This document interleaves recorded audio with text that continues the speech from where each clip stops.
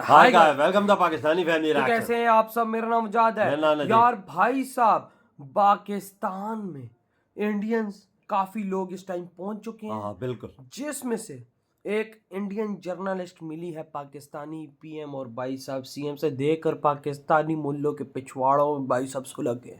मतलब जो कहते हैं ना, एक तो काली मिर्च होती है, एक लाल होती है, और एक भाई कूटी हुई मिर्च होती है, वो लग गई है इनको। ये क्यों?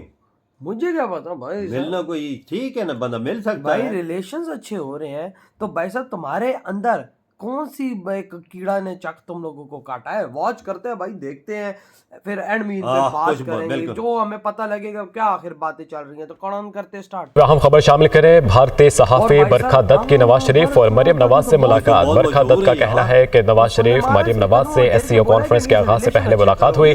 जिस वक्त लाहौर में स्टूडेंट सरापा एहतजाज हैं, बच्चियां इंसाफ मांग रही हैं, महफूज नहीं महसूस कर रही, तो तुम्हारा प्यारा पाकिस्तान वहां पे जिसको फॉर्म 47 पे सुबह दिया गया है, जिस लाडले को लंदन से लाके बिठाया गया है, उसको बरखा दत्त से मुलाकात ज्यादा अहम महसूस हो रही है इस वक्त। यानी वो पहले पहुंच चुकी है। वो लाहौर में नवाज शरीफ और मरियम नवाज से इंटरव्यू कर, बरखा दत्त है मेरा ख्याल, बरखा दत्त जो है वो नवाज शरीफ से भी इंटरव्यू कर गई है और मरियम नवाज से भी कर गई है, और उसने कहा है कि जी मैं वापस जाके एक बहुत बड़ी खबर फोड़ूंगी। ये है मेरे पाकिस्तानियों हमारी हकीकत कि जी हमारा यार मोदी, उसके नुमाइंदे आ रहे हैं तो उनसे मिलना ज्यादा जरूरी है। अपने मुल्क में आग लगी है तो लगी रहे कि जी हमारा यार मोदी, उसके नुमाइंदे आ रहे हैं तो उनसे मिलना ज्यादा जरूरी है। अपने मुल्क में आग लगी है तो लगी रहे। ये हो रहा है। जय हिंद दोस्तों, नमस्कार। एक और नई वीडियो में आप सभी का बहुत बहुत स्वागत है। तो दोस्तों, कल बताया जा रहा है कि हमारे विदेश मंत्री एस जयशंकर जी पाकिस्तान में लैंड करेंगे, और पूरी की पूरी जो पाकिस्तानी आवाम है, पाकिस्तान की मेन स्ट्रीम मीडिया है, उनका जो नज़र है, उनका पूरा फोकस है कि एस जयशंकर जी पाकिस्तान उतरे। और उसके बाद पूरे के पूरे पाकिस्तानी मीडिया में आपको तरह तरह के रिएक्शन देखने को मिलेंगे। कुछ पाकिस्तानी मीडिया ये उम्मीदें लगाकर बैठे हुए हैं कि जिस तरीके से बिलावल भुट्टो को भारत के अंदर जलील करा गया था, तो उस तरह का कुछ अपॉर्चुनिटी वो तलाश रहे हैं कि पाकिस्तान के अंदर एस जयशंकर जी से भी वो बदला जो है निकाले। लेकिन उनको पता नहीं है कि ये एस जयशंकर जी हैं, उल्टे घींच के तमाचा लगाएंगे पाकिस्तान के गाल पे। लेकिन दोस्तों, इधर पाकिस्तानी जहां पे ये उम्मीद लगा रहे थे कि चाइना के प्रेसिडेंट आएंगे, जिनपिंग आएगा पाकिस्तान, लेकिन उन्होंने अपने प्राइम मिनिस्टर को भेज दिया। और अभी भी रशियन प्रेसिडेंट पुतिन पाकिस्तान आ रहे हैं या नहीं आ रहे, इसको लेकर फिलहाल कोई भी कंफर्मेशन नहीं है। तो वो तो खैर कल तक पता चली जाएगा। हो सकता है आ भी जाए, हो सकता है ना भी आए। लेकिन मजा दोस्तों कल से आने वाला है, जब हमारे फॉरेन मिनिस्टर पाकिस्तान जाएंगे और वहां से खूब सारे जो है कंटेंट मिलने वाले हैं और पाकिस्तानियों की जलने वाली है, खास करके तब जब कोई भी भारत और पाकिस्तान के रिश्ते पे सवाल पूछेगा एस जयशंकर जी से। तो आप क्या सोचते हैं, कमेंट कीजिए। लेकिन दोस्तों, इधर पाकिस्तान के अंदर भौकाल मचा हुआ है। लाहौर के अंदर एक और कांड हुआ है। इधर पेटीएम ने बहुत बड़ी डिमांड की है पाकिस्तान से, तो उसको लेके अपडेट मैं आपको देता रहूंगा जैसे कि हमेशा देता हूं। लेकिन आप चैनल को सब्सक्राइब करके बेल आइकॉन को जरूर से प्रेस कर लें।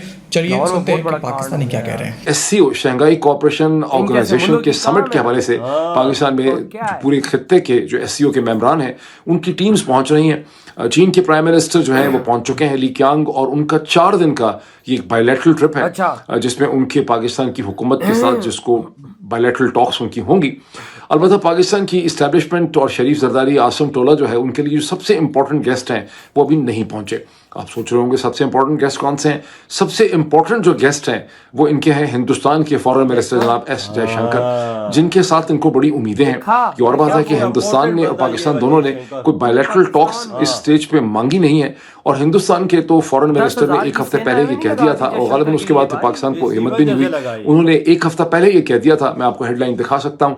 उन्होंने कहा था कि मैं सिर्फ स्ट्रिक्टली एससीओ के जो मामला हैं रीजनल, उन्हीं पे मैं अपने आप को रखूंगा, और हिंदुस्तान और पाकिस्तान के दरमियान इस स्टेज के ऊपर कोई बायलैटरल बातचीत में नहीं करूंगा, मेरा उस पर कोई कमेंट नहीं होगा। 1997 के बाद ये पहला मौका है कि पाकिस्तान के अंदर इस लेवल की कॉन्फ्रेंस हो रही है।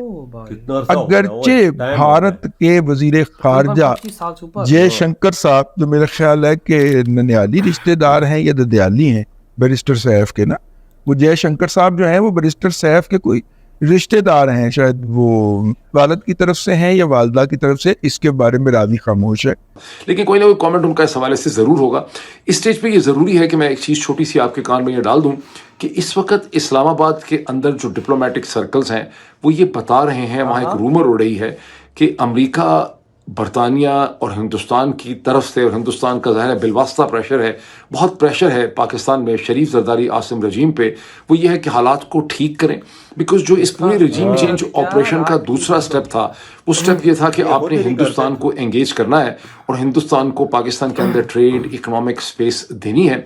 उसका एक पहला मरहला बड़ी मुश्किल से हुआ है कि हिंदुस्तान में मकबूजा जम्मू और कश्मीर में उन्होंने 10 बरस के बाद अपने एक पॉपुलर इंतखाबात करवाए हैं, जो पहली दफ़ा बहुत ही क्रेडिबल किस्म के इंतखाबात हैं जम्मू और कश्मीर में। और इन इंतखाबात ने 5 अगस्त 2019 में जो आर्टिकल 370 को ख़त्म किया गया था, जब जम्मू और कश्मीर का स्टेटहुड छीन लिया गया था, उस प्रोसेस को, जो अनशुलस जिसको मैं कहता हूं, जिसमें जम्मू और कश्मीर की जो जुदागाना हैसियत थी उसे ख़त्म करके उसे हिंदुस्तान प्रॉपर यूनियन का हिस्सा बना दिया गया था, जिस तरह से कोई और स्टेट होती है। और अब इशू ये है कि उसको स्टेटहुड वापस मिलनी है।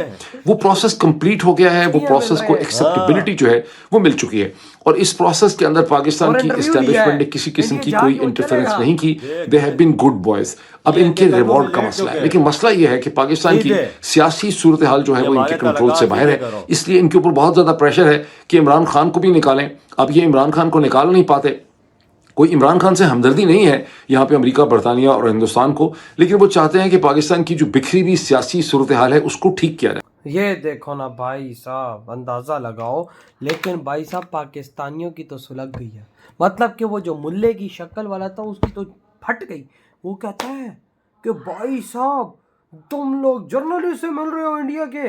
अब तू सब्र कर। इंडिया की जर्नलिस्ट ने, वो बरकत दाता ने बोला है कि मैंने इन दोनों का इंटरव्यू लिया है, भारत जाके ऐसा बम फोड़ूंगी कि पूरा पाकिस्तान कांप जाएगा। ये देखो यार, सीधी सी बात है, इन्होंने ये बात बोली है कि हाथ जोड़ के मैं बोलता हूँ कि भाई इंडिया से हमारे रिलेशन ठीक करो। मैं कहता हूँ ये बात 100% अंदर हुई। नवाज शरीफ और मरियम नवाज लेट गई हैं। भाई साहब पाकिस्तान का पीएम टोटली लेट गया। भाई साहब बरकत, अबे एक जर्नलिस्ट से कौन सा पीएम मिलता है। लेकिन देखो भारत की मतलब भारत के नाम ही ताकत देखो, उसका जर्नलिस्ट में कितनी ताकत है। मैं कहता हूं कि भाई साहब भारत के नाम का अगर कोई भाई साहब आम नागरिक भी इधर आए तो आज हमारा पीएम उसको मिलेगा और उसको एक रिक्वेस्ट करेगा कि मोदी को बोलो कि भाई साहब हमसे रिलेशन ठीक कर दे। हमें मोदी जी ने भिखारी बना दिया, हमें कटोरा हाथों में पकड़ा के दुनिया में भीख मंगवा दिया। अब साहब हमसे नहीं हो रहा। उधर और हमारे मौली को देखो ना मोदी के यार से मिल रहे हैं।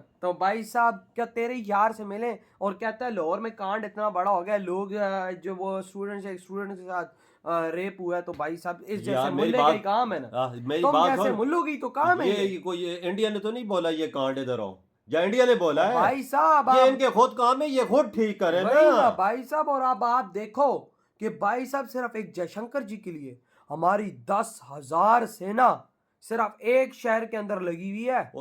और भाई साहब जो ये वही भाई साहब पाकिस्तान है जो इंडिया पे गोलियां चलाता था, आज ये वही पाकिस्तान है कि जयशंकर को पाकिस्तान में लाने के लिए भाई उसकी प्रोटेक्शन कर रहा है। हमारी वही सेना उसकी प्रोटेक्शन कर रही है। इम्पोर्टेंट बंदा ही वही है बीच में। और तो है ही वही। पूरी जितने भी आए हुए, जितने भी फॉरेन मिनिस्टर आए हुए, सारों में इम्पोर्टेंट बंदा ही जयशंकर है। और कौन है? उसके लिए तो 10,000 सेना लगाई है। और भाई साहब आप जो जर्नलिस्ट से हमारे पीएम मिले, जो इंटरव्यू दिया, वो तो तुम छोड़ ही दो। वो तो भाई साहब अब इंडिया जब पहुंचेगी और जो वो बम फोड़ेगी, वो तो 3-4 दिन बाद पता चल जाएगा क्या बोला है। वही ना भाई साहब, इन्होंने साफ साफ यही बात की होगी कि भाई साहब हमारे ताल्लुकात ठीक करो। भाई गिरे होंगे भाई साहब एक जर्नलिस्ट के आगे।